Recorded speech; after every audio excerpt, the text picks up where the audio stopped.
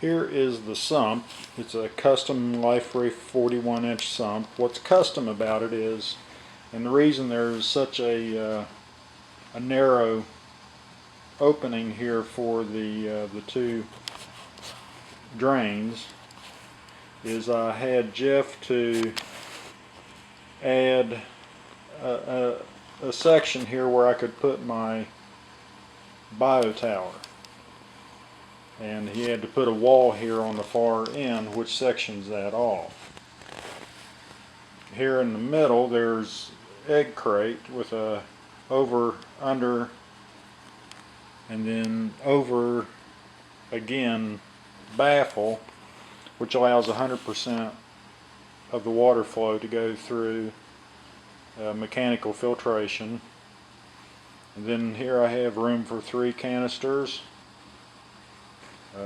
Was it 1, 2, 3, 4, 6 probes that are on a thumb screw, and that's a 2-layer section. In other words, the whole there's holes drilled in a stack of 2 pieces of acrylic, so when a probe goes down through here, it's pretty snug. It's not going to wobble around, or if you have a short heater that could fit in there.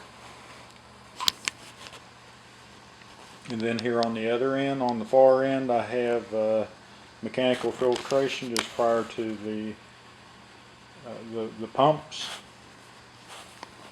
I added this in with some weld-on 16. I sliced a couple of the flats on it off so that the whole assembly can fit into the corner good, and welded it in, and that's where the skimmer's pump goes.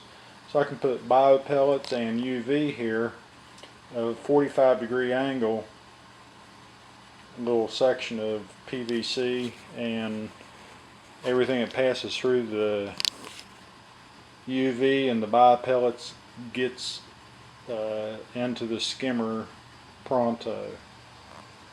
Also back here I've added in an emergency overflow which I can plumb under the house in case say in a power outage for some reason I had too much water in the tank.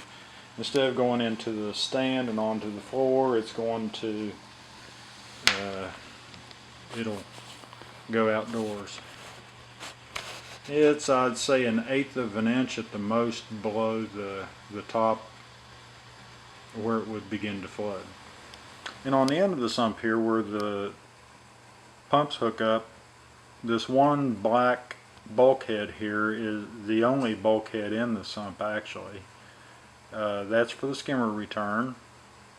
Inside of it just slips a 3/4 inch return line. I can, whatever length you want, to send it back into the sump. That way it gets recirculated again into the skimmer. Some of it goes back into the return.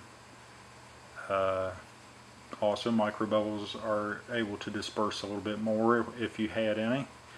I have 3 1-inch fittings here instead of bulkheads. They're actually reinforced on the inside and cemented in.